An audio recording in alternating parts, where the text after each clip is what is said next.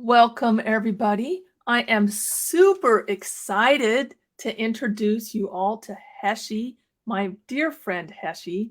She is a speaker, a trainer, an author, a columnist, a radio show and TV host. Yay! Been twice featured in Inc. magazine, has written for dozens of papers and magazines, appeared on hundreds of stages, and has been featured in 7 magazine covers. Wow, you rock it, girlfriend. She Thank is the you. founder. She is the founder of Kids Better World, a nonprofit committed to providing basic human needs to all children, and as an environmentalist, provides portable water filtration systems to kids around the world, as well as special tablets to be used in cars to significantly reduce carbon emissions. You are a superstar, Heshie. Welcome. Thank you. And I hope you learned something that you might not have known before. I did. I learned something every single day. We are here today to talk about first impressions. Specifically, as business owners, we're always making an impression. Is it the right one?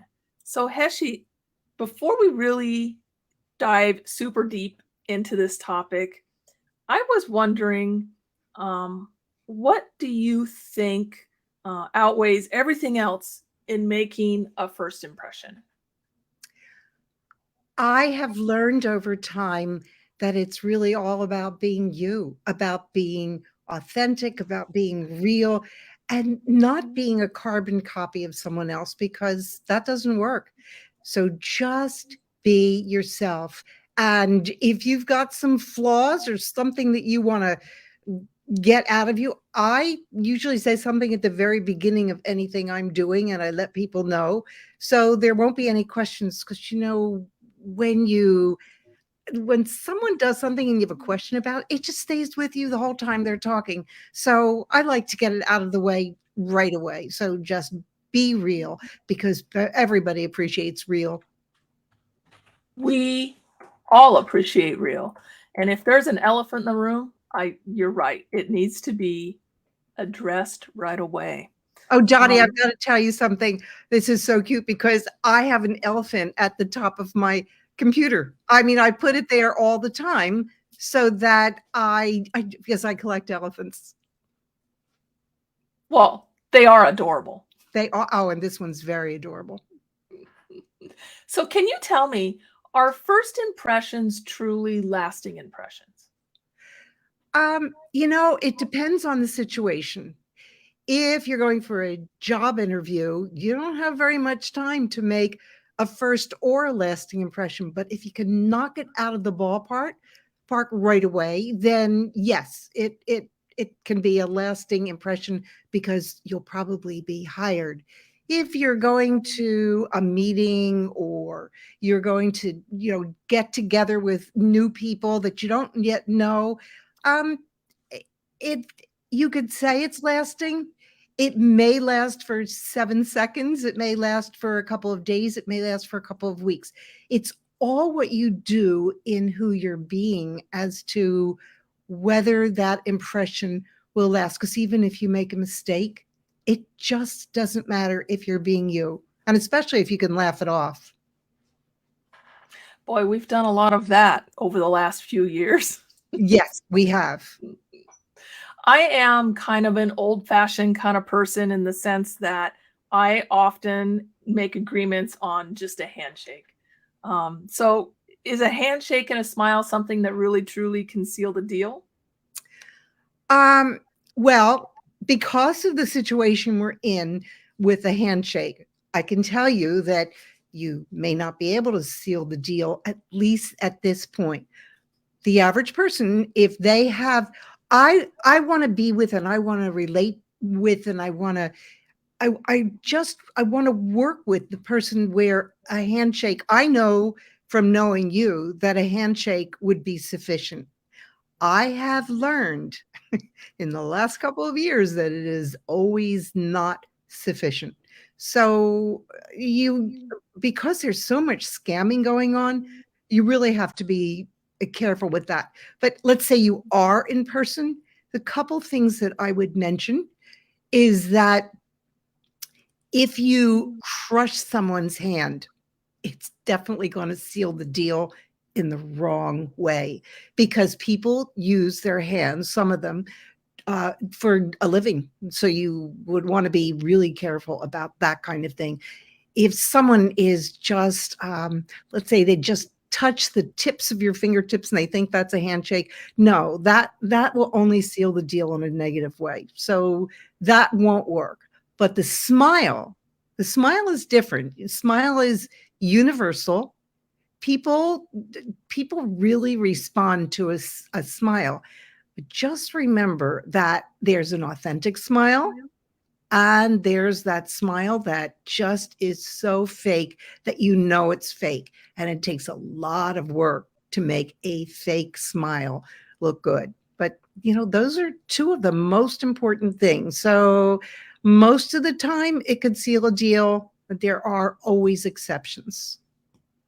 Perfect. I do want to mention we've got some of your friends here with us today, Heshie. It looks like Choi, I'm not sure if I pronounced that right, is here, as well as Jane and Lorenzo. So welcome. And if you have any questions that you want me to ask Heshie, please put them in the comments on Facebook and I will read them over so that she can see that. So welcome, everybody. Heshie, back to first impressions. So, I know that sometimes I make mistakes when I first meet people, and I know that sometimes my first impression isn't actually the best. So, can you give some examples of things that maybe aren't really in our control that might happen? Yeah, the thing that I find difficult is being with people who make that judgment in such a way that it is so firm that it just can't be changed. And I feel badly about someone who might be born with a deformity, or someone who's got a facial scar or a scar on some other part of their body. They're just things that we can't control our height. I mean, I think in the olden days there were some people that controlled their height and controlled the size of their feet by wrapping them, but that's not generally the thing.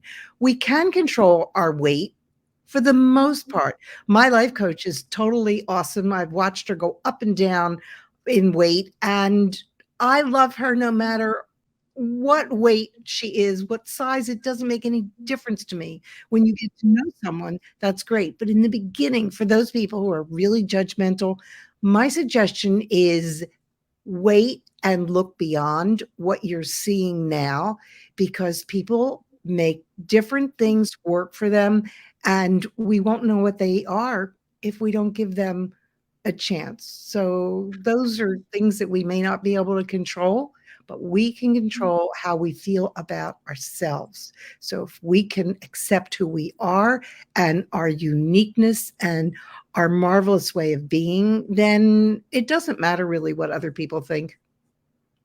So how do you, for those of us that are maybe self-conscious or we're introverts and we just really don't like to go to those big events and mix and mingle with people, do you have suggestions on how we can handle getting into even making the step of getting to make a first impression?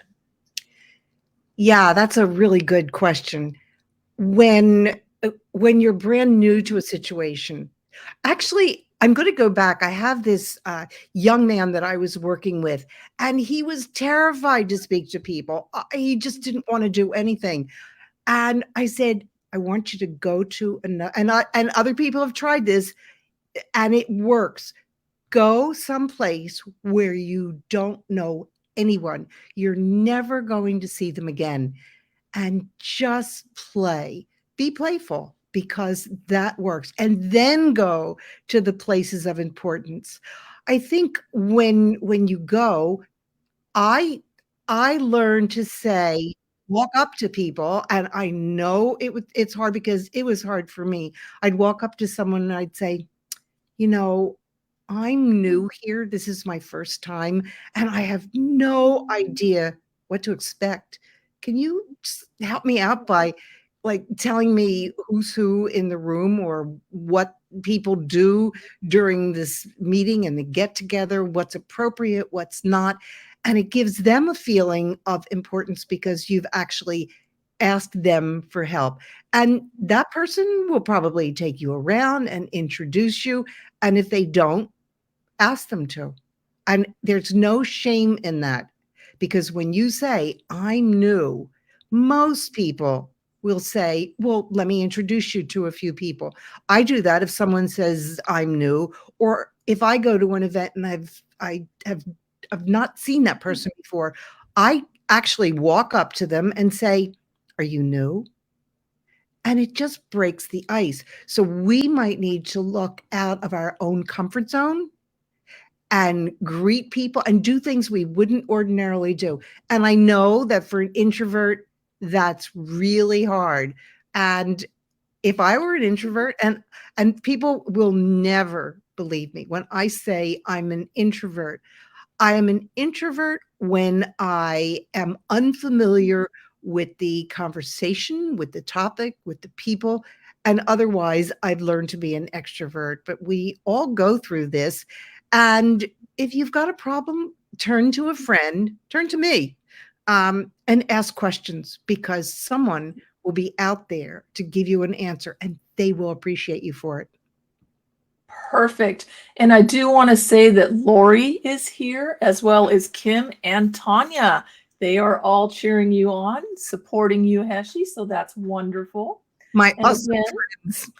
yes, if any of you have questions, just go ahead and type it into the comments on the Facebook group and I will go ahead and read them for her.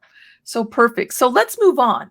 I do want to say what you mentioned just now really resonated with me because one of the tricks that I used to do is I used to go to these events with a friend and I would have that friend introduce me to the people she knew, and then she would introduce me to the people that she knew that I didn't. Other way around. I would introduce her to the people that I knew.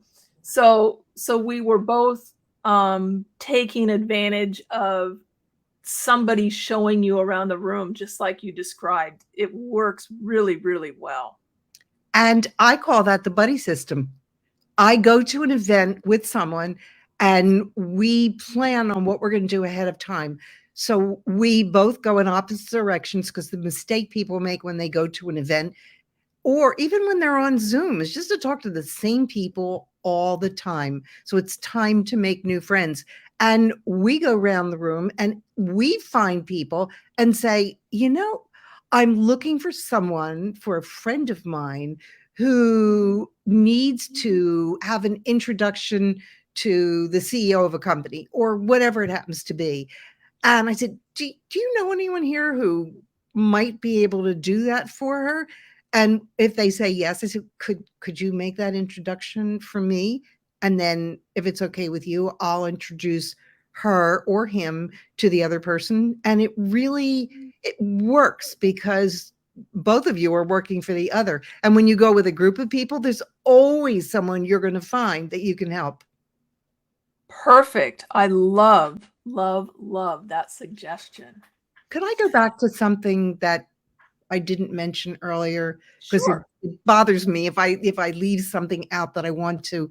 When you ask me whether, if there's things that are beyond our control, because of the way our country and some other countries around the world are behaving in the moment, I just want to say that our religion, the color of our skin, our gender, these are something that, for the most part, we can't control.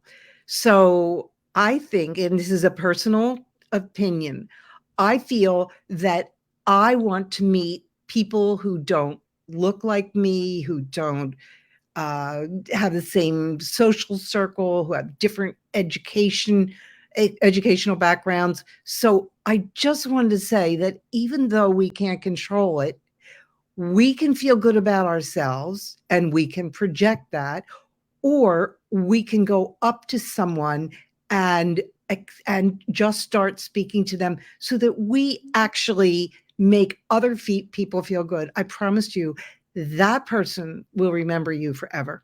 I know, I've had it. I teach it. I've had people do this, and it just works like a charm. So I didn't want to leave that out because, I teach diversity. I've got friends of every persuasion, and it has just been a game changer for me. So thank you for letting me go back and pick something up that I forgot to say earlier.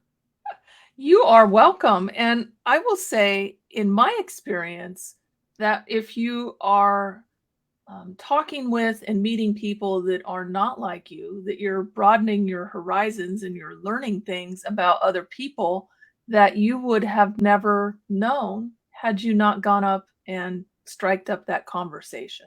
Yes, absolutely. And it enriches all of us when we do that. Most certainly it does. Do you have any suggestions at all about making a first impression when we're pretty much online now? I mean, we've been talking about in person, and Yeah, a lot of times people just aren't doing in person stuff anymore. I'm one of them.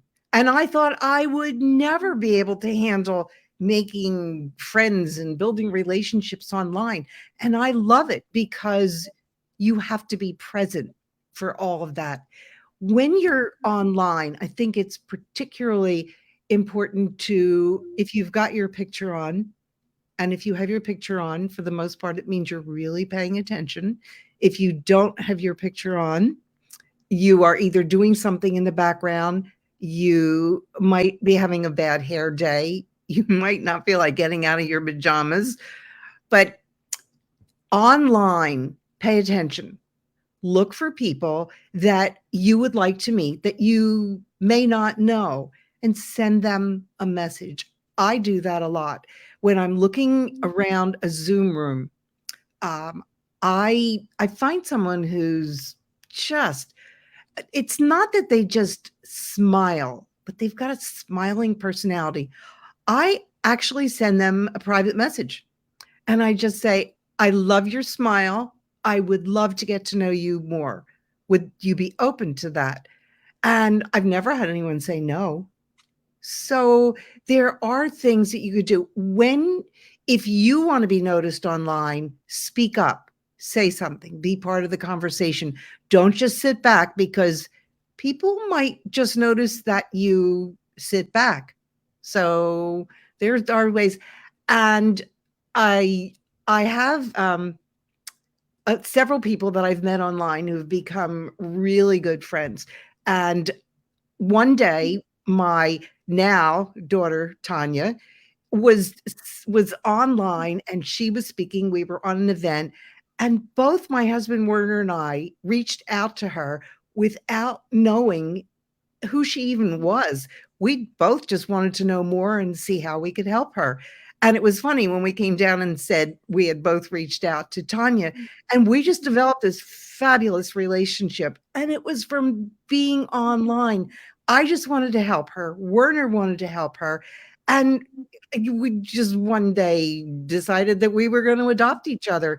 And so it's an absolute joy. So if you look into people's faces, and you watch their body language and you think about what they're saying when they say it or what they're not saying because they don't think they have anything to say, reach out and extend your hand and be open to all kinds of possibilities. And would this Tanya be the fabulous Tanya Brunello who lives in what, Italy? Italy. Yes. Yeah, it is. And And she, would you have ever met her if it wasn't for being online? oh, no, no, no. So I say to people, you can just never tell who you're going to meet online. Look at this. I found a daughter. She found a Yeah. mom. She is fabulous, I will say, and she's sending you hearts right now. She does that And all hours of the day and night, I will tell you. When I say it's time to go to bed because she's a 6-hour time difference, she's sending me messages. Honest to goodness, I think she does it in her sleep. well, I love the fact that you can now meet people all over the world. Mhm. And before Zoom, before COVID for that matter, I, of course, know people live everywhere and people are people and they're pretty much all the same as everywhere. But I've never really had the opportunity until now to really get to know people that are completely different from myself in the sense that they live in other countries, they follow other rules, they have different languages, just a different way of approaching things, and it has helped me expand the way I think and, grow. What do you think about that, Heshie? Oh, I think it's like doing your research online. It just is amazing. I've said to people on numerous occasions that one of the reasons I love having a diverse network is if I didn't want to Google something, I could just call someone. I remember talking with my friend Schwa, who I think is there now, and we were talking about the price of gas. And so I just picked up, I just went on to WhatsApp and I reached out to him and I said, "So how much does a liter of gas cost in St. Lucia?" I mean, I met him through a Zoom meeting and we became friends, and I just think that he's fabulous, and he can tell me things for sure, for real, that I don't have to look up because he lives in a place where I have not been to yet, although I'm threatening to come visit him. So there's so much we can learn if we reach out and build. It's like having tentacles everywhere, and it works. And he is sending you love and saying, "Thanks for everything." He is here as well. He's so amazing. I just, he's become a really good friend, and I just love his perseverance in everything that he does. So, back to first impressions. Is there like a tried and true method of making that perfect first impression? Well, we'd like to think that they're tried and true. When you go and you're really getting ready to go out or to go online, the first thing that most people will look at, especially if you're in person, will see how you're dressed, what you're wearing, if you're dressed appropriately for the occasion. I remember being at a Chamber of Commerce meeting and I saw this guy come in and I knew him, but it's like, where did I ever meet him? He was a plumber who had come to my home to fix something, and we met through the chamber. But when he showed up in a suit and tie, even though that's appropriate for some people in business, it wasn't appropriate for him. So I say represent who you are on and offline. If you're a plumber, then it's okay to dress like a plumber, unless you're looking for another job, of course. So that's one thing. So just repeat the question again. Is there any tried and true methods to just make sure that you make the perfect first impression? Okay. Yes. Um, when you're talking to someone, don't look away. And actually I have a whole lot to do before I even talk to someone. Um I think that making eye contact, having well, I'm not gonna do a handshake now, but making proper eye contact, face people with a smile, that openness. Keep your hands in front of you. Don't hide your hands because people will think you have something to hide. Don't put your hands on your hip. Don't tell off-color jokes. Don't use foul language. Those are all the do nots. Look I remember making a friend because I went to someone who was sitting alone, and I saw that she was sitting alone, and I just walked over to her, and I just said, "I hope I'm not intruding, but you're sitting alone. Are you waiting for someone, or may I join you?" And she said, "Oh, no, this is my first time, and I just don't know how to meet people." I started laughing as though you've come to the perfect person.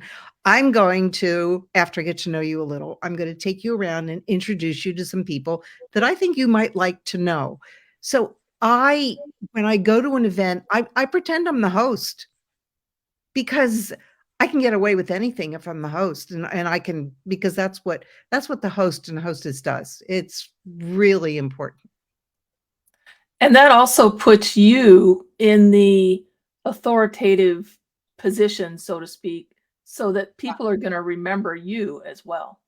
I I also do something to make myself memorable, and I tell other people to do that as well.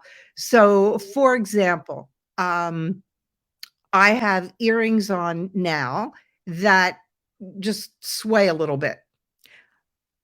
When I was doing coaching, I was the person being coached with someone who was giving me speaking suggestions, tips, how to walk, how to speak, how to do a whole bunch of things. And she said, for 2 years, the only thing you can wear is it will be gold earrings. And you need to wear a brand of clothing that people look at as the ultimate, and if you're wearing anything like that, you will be thought of as someone who's extremely successful. And I did that for 2 years. Always wore gold earrings.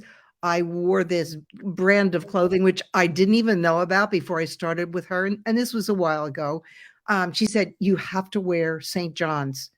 I didn't even know what St. John's was, but when I looked at the price tag and I started shopping, I was mortified. But she gave me my first jacket, so I wore that a whole lot. Um, after you achieve your goal, you achieve what you want to do, you've made the impression you wanna make, you can go back and do just about anything you want, because I normally will wear outlandish earrings. I remember, and I've told this story to a number of people because it's so fun. I was it was when I was single and I was dating, and, um, we were going out to dinner, and the person was introducing me to his father and his then girlfriend, even though they were in their 80s. And he said to me, "Your my father is not gonna be able to last to ask you about your earrings." And I had on asymmetrical earrings, and I love asymmetrical because an icebreaker. And his father was sitting there, and he was biting his lip. I could watch how uncomfortable he was. Finally, in about 10-minute mark, he blurted out, "Do you know your earrings don't match?" And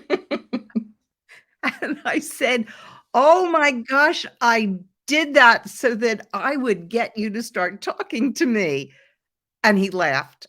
And from then on, I just always wore asymmetrical earrings, whenever he was around. So, there's little tricks that you can do that cause people to actually come up to you and ask you a question. For a guy, it's probably not going to be earrings, but wearing a tie. There was a friend of mine who wore a Mickey Mouse tie everywhere he went. And people came up to him, and he was the CEO of a company, and people came up to him because he allowed it. I mean, he wore that tie that people could just go up and say, "Wow, I love that tie. Do you wanna tell me about it?" Or whatever. He had all kinds of stories that the tie created for him, but be memorable. I used to, when I was going to chamber events, there was a person that always attended as well, and he always put his name tag upside down for the Mhm. same reason, because people would walk up to him and say something about it. So Choi has a question, and I hope I pronounced that right. It's It says, schwa. Cha. Okay. Schwa. And you do not want to spell it and dictate into your phone or anyplace else because it comes up with every kind of spelling you could possibly imagine, but it is schwa. Schwa. He asks, when you're meeting someone of a different culture, how do you go about it? Oh, great question. So all of us need to know that we behave differently than the person who lives maybe even in the next state, but certainly in another country. And so I do a little research before I go. If I know that, like, I was speaking at the Asian Chamber of Commerce few years back, and I really had to do my research before I went. And I was the only Caucasian that had ever spoken there. And so I had to do not only my homework, but I had to know how to answer someone. And someone came up to me and said, we don't have white people speaking to us. And I looked at him and I said, "You what?" He said, "No, we've never had anybody unless they're Asian." I said, "Well, I hope I'm not disappointing you because I came here to share a lot of information with you." And he said, "Well, I'll just wait and see." And he was nasty the whole night until the program was over and they had a party and I stayed for the party. And he came up to me and he said, "Our speakers never stay for the party. They go home as soon as they get finished speaking." And I said, "Well, that puts me in a different class. Does that make you feel better?" He said, "Yes." So there's things that we have to learn. But back to schwa's, like the essence of what it is. I say to people, I hope that I don't do anything to offend you with what I say or do. And if I do, please let me know because it's the only way I can learn. And I've had people tell me that I should do this, that, or the other. I just did something the other day with saying something about Singapore and Japan. And I'm not going to go into what I did, but it was really funny and awkward. And I just had to write back to this person, say, "Oh my gosh, I think I better know a little bit more about my geography if I plan on traveling there." So, be transparent about making a mistake. Ask people permission, let them know that you don't know all the rules and regulations, and just ask if they'd help you because they'd be more than happy to help you. All you need to do is ask.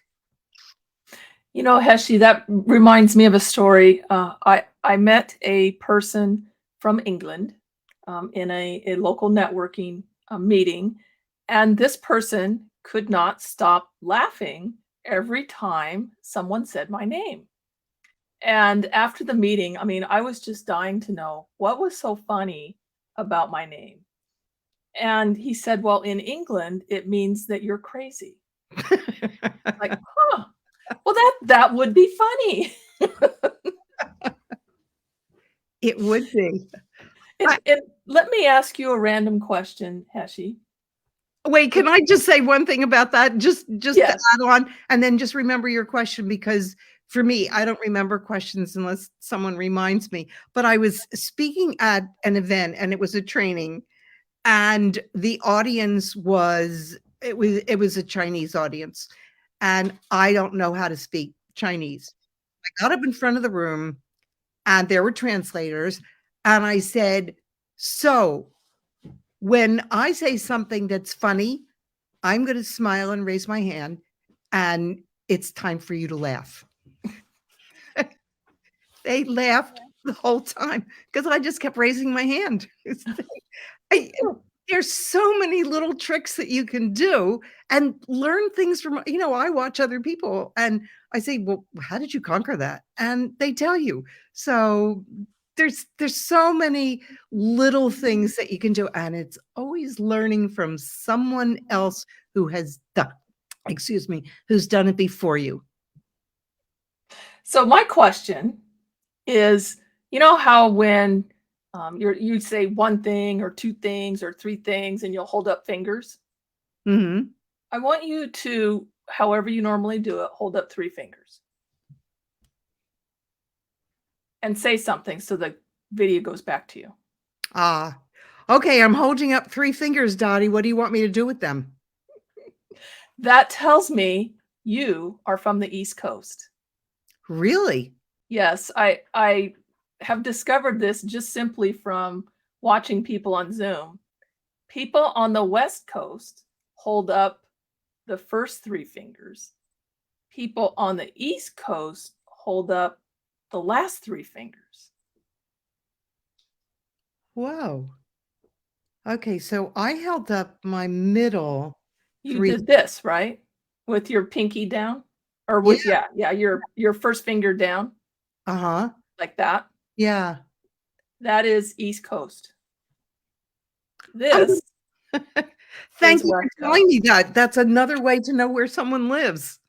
Because culture and where you live and the colors you use in New England, people really love orange and greens and just fall colors. And but if you go in the Southwest, it's that teal and pinkish color. And I learned that when I submitted a design that I was going to be teaching in the Southwest. And I brought the other pieces, the exact piece in a different color. And I was told that if I had submitted that design in the orangey color, I wouldn't have been accepted. Huh. So So you never know. you never know. So there's an extreme. People don't like olive green. Well, if you live in the Northeast and the leaves are changing, you might really love olive green. So there are little things that you need to know, and that's a whole other subject because I teach color and design. And I will just tell you quickly, if you are in a red room, you will become irritated, irritable, and anxious to climb the walls and get out of there. So McDonald's, yellow and red, they do that because it gets people out quickly. I just want to say that Tanya just put in the chat, in Italy, they hold up the thumb, the first finger, and the middle finger like this. Ah, okay. So apparently the 3 finger thing is some cultural thing. Okay, Tanya and I will have a discussion about that. That is funny. And one thing I wanted to add on something with the color and the first impression. When I started my business, everybody probably can tell that my favorite color is purple. And so when I was speaking at different associations and networking meetings and chambers, I would always wear something purple. After, I would say about 2 years, people would come up to me and they would say, "Oh, Dottie, someone else was wearing your color of purple."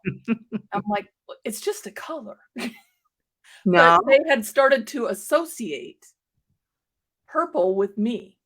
And it's some of red. them were somewhat offended when somebody else tried to do that.